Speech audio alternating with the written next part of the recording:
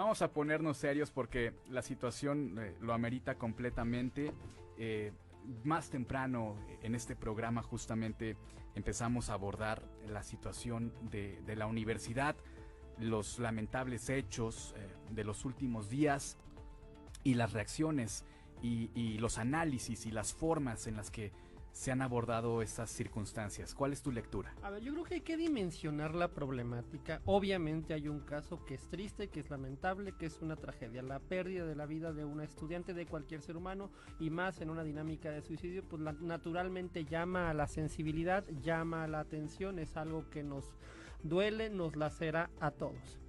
Ahora, pero eso no significa que la institución en su conjunto tenga que ser satanizada en la lógica de este episodio, que también hay que tener mucho cuidado con las dimensiones del juicio que construimos a partir de esta tragedia. Ok.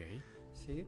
Ciertamente hay una tragedia, hay un contexto, hay una supuesta denuncia mediática, hasta donde sabemos, más que un tema de algún procedimiento formal que se haya instaurado entre este estudiante y alguna otra persona, que también a esa persona hay que respetarle siempre también derechos, particularmente presunción de inocencia, y también evaluar el contexto de qué se trató esa supuesta denuncia de agresión hasta sexual, ¿sí? Que supuestamente se denunció en un momento dado, ¿sí? Todo eso se tiene que hablar en supuesto siempre, aunque duela, aunque pues, obviamente poner en duda o no duda, o pensar que se pone en duda el dicho o los aparentes dichos de una persona que perdió la vida siempre naturalmente genera tensión, ¿sí? Pero el tema es que cuando se trata o se pone en entredicho la acción que tiene que tener una autoridad sobre la esfera de derechos de distintas personas que están involucradas en un conflicto, pues se tienen que respetar principios. Presunción de inocencia, debido proceso, tiene que haber siempre una investigación. No se puede simplemente llamar a los linchamientos por parte de autoridades institucionales ante cualquier conato de conflicto que pueda haber, y mucho menos en una comunidad tan compleja, tan vasta como es la comunidad universitaria, hasta por el perfil de las personas que conviven en esos espacios. Y estamos hablando fundamentalmente de jóvenes, ¿sí? De 18, 20, 25 años, naturalmente, pues en una edad que se presta pues para cualquier tipo de interrelaciones humanas, que es muy natural, ¿sí? Y en ese sentido pues puede haber cualquier cantidad de conflictos de la mayor diferencia de naturaleza, es decir, hay desde desde un chavo que intenta ligar a una chava que intenta ligar a un chavo, hasta agresiones sexuales, y en el inter hay un conjunto muy amplio de zonas intermedias, ¿me explico? Desde los que nada más son amigos, o el episodio anecdótico que generó alguna situación incómoda.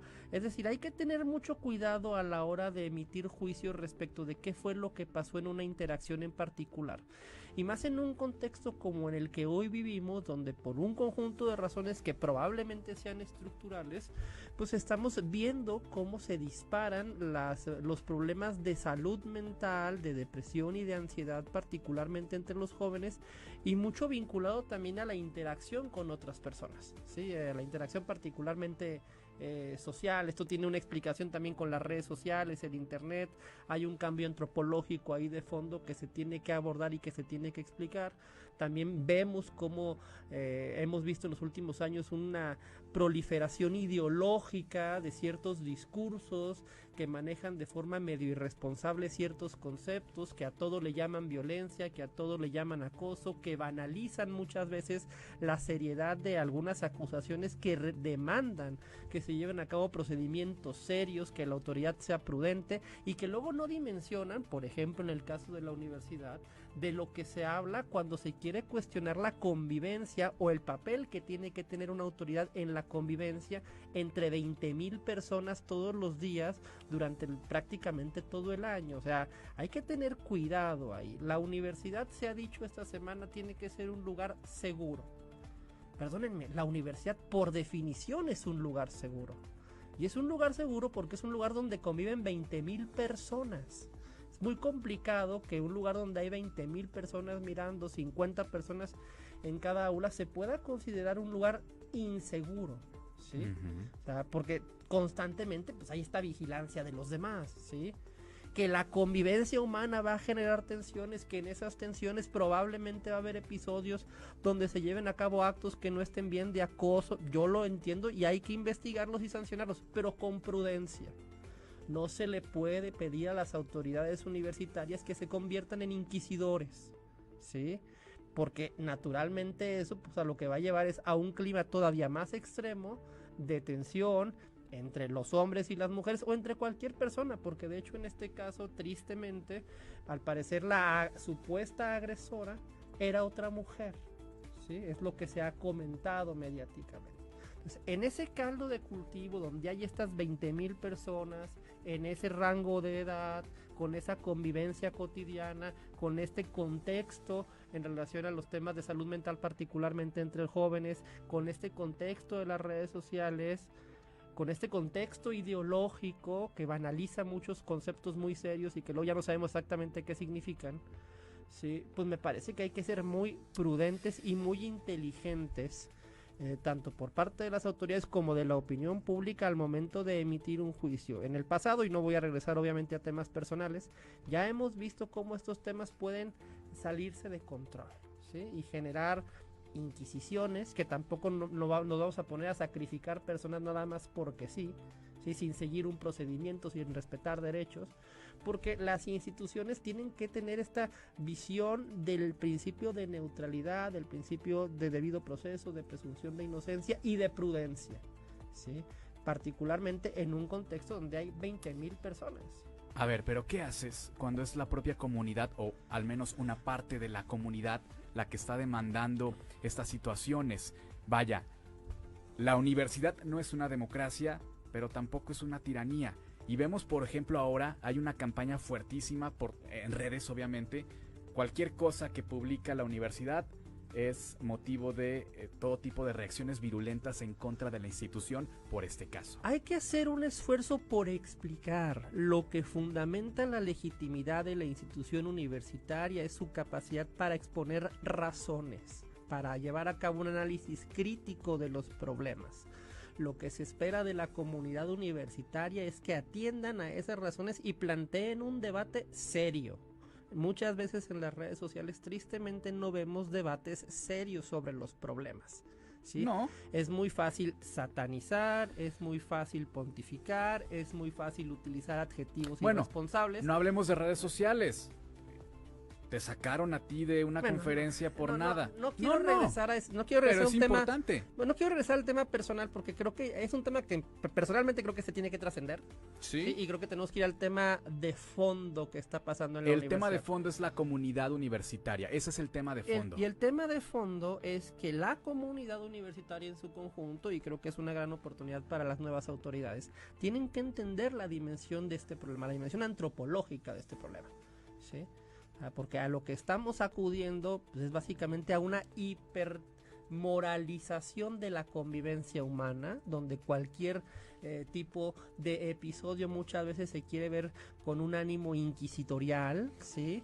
Y hay que tener mucho cuidado ahí, ¿sí? Porque probablemente los problemas siempre puedan ser más complejos o a veces mucho más simples de lo que pensamos, pueden ser ambas cosas. Y se requiere tener una inteligencia muy bien construida institucionalmente para poder atender estos problemas y explicarlos, y que la gente escuche las razones de la universidad. La universidad no puede claudicar a la obligación de razonar y de criticarse a sí misma y de criticar racionalmente las dinámicas a las que se enfrenta. Pero sí han fallado en difundirlo. Bueno, hay que seguramente va a haber un aprendizaje institucional al respecto que se tiene que dar, que es complejo también en los tiempos comunicacionales que hoy vivimos. Las redes sociales han llegado a construir un universo de comunicación bien complejo y particularmente en jóvenes o adolescentes, ¿sí? Bien complejo porque otra vez volvemos a lo mismo, hay mucha irresponsabilidad, es propia de la edad. Estoy de acuerdo, ¿sí? Y parte de la función de la universidad es ayudar a estos jóvenes a entender cuáles son las razones por las cuales muchas veces no se puede hacer lo que su primer instinto emocional pide, ¿sí? Por más legítima que pueda ser la emoción, ¿sí? Pero en la universidad estamos para someter las emociones al juicio de las razones, ¿sí? porque necesitamos mantener un espacio de racionalidad crítica respecto de ese tipo de fenómenos, aunque sea doloroso. Porque la mejor forma que tenemos de ser empáticos con los derechos de todos, y esto es derechos de acusadores y de acusados, de víctimas y de supuestos victimarios, ¿sí? La mejor forma que tenemos de ser empáticos con todos es respetar los derechos de todos y hacer entender que cualquier persona puede quedar en cualquiera de las dos posiciones, tanto de acusado como de acusador, ¿sí? Y a nadie le gustaría pues simplemente que lo montaran a una inquisición sin que tuviéramos un procedimiento claro, o no sería deseable que la convivencia humana entre los universitarios, ¿sí?, se tensionara a ese extremo o se volviera hipervigilante, porque además, y esto también hay que decirlo, estamos hablando de adultos, ¿sí?, estamos hablando de jóvenes adultos, ¿sí?, que también tienen que, parte de su proceso universitario es aprender a lidiar con las tensiones de la convivencia humana, prepararlos para la vida adulta, que siempre es tensionante y frustrante.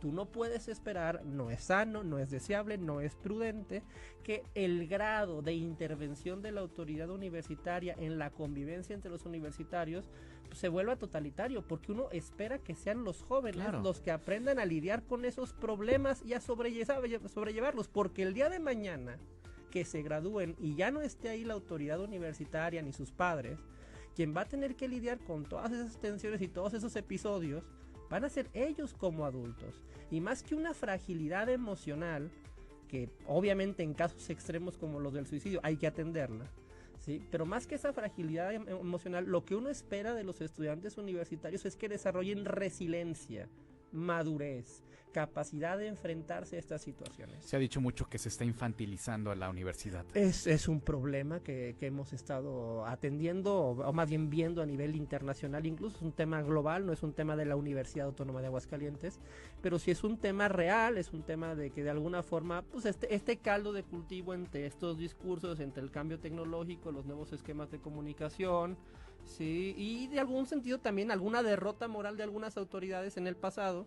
Mi crítica abierta a Javier Avelar siempre fue muy clara, sí, pues obviamente ha dado lugar a que en la universidad pues este tipo de situaciones no se puedan entender, sí, y genere este tipo de caldo. Entonces es un problema complejo, sí, porque naturalmente sí existe un problema de salud mental en un gran sector de los jóvenes, y es un problema real y hay que entenderlo, y entenderlo de forma inteligente Y atenderlo. pero de forma inteligente, y de forma inteligente es ayudarlos a ser más fuertes, no sobreprotegerlos para que sean permanentemente frágiles y débiles. Es algo que se tiene que entender con mucho cuidado, ¿sí? Y es algo que hay que transmitir y comunicar al conjunto de la sociedad y también desde los estudiantes, porque estamos, o quienes nos preocupamos por esta temática, pensamos en el bien de ellos, ¿sí? Y el bien de ellos está en que aprendan a lidiar con estas situaciones, y que solo en los casos más extremos la autoridad entre, ¿sí?, a revisar con puntualidad qué fue lo que pasó ahí. Ahora sí, suena más fácil de lo que es, Alan, porque bien mencionas, no es ni un problema local ni nacional, sino internacional, y tampoco es tan nuevo, ya viene arrastrándose de algunos años a la fecha en otros países. Bueno, ya viene de arrastrándose algunos años a la fecha en otros países, ya hay algo de literatura al respecto. Jonathan Haidt ha escrito por ahí un libro que se llama La transformación de la mente moderna, donde lo explica. Hay otro autor que se llama Frank Furedi, que también explica mucho ese tema a nivel antropológico. Entonces es algo que ya se está teorizando, que estamos viendo que está pasando en todos lados, que tiene que ver en última instancia con que la generación que hoy está llegando a la universidad es la primera generación en la historia de la humanidad, dimensiona esto, que crece desde su infancia con un teléfono celular y redes sociales en las manos. Sí. Y eso es un cambio antropológico de fondo. Y del que sabemos nada. Y del que no sabemos nada. Y es algo para lo que tenemos que prepararnos, para que la universidad tiene que ser un espacio de pensamiento crítico, ¿sí? Y tenemos que esforzarnos por darles a los estudiantes las herramientas intelectuales para poder superar estas crisis a las que, vaya, la posmodernidad los está arrojando, entendiendo por posmodernidad todo este nuevo contexto. Sí, es algo que se tiene que hacer, y yo creo en el criterio de la nueva rectora, de la nueva administración, para superar este problema. Es un problema complejo, pero yo creo que tendrá mucho mejor éxito si se abre a discutir ese tema que la cerrazón que existió en la administración anterior. Que así sea. Alan Capetillo. Mi estimado Joaquín Martínez. Bienvenido, son las 8:50.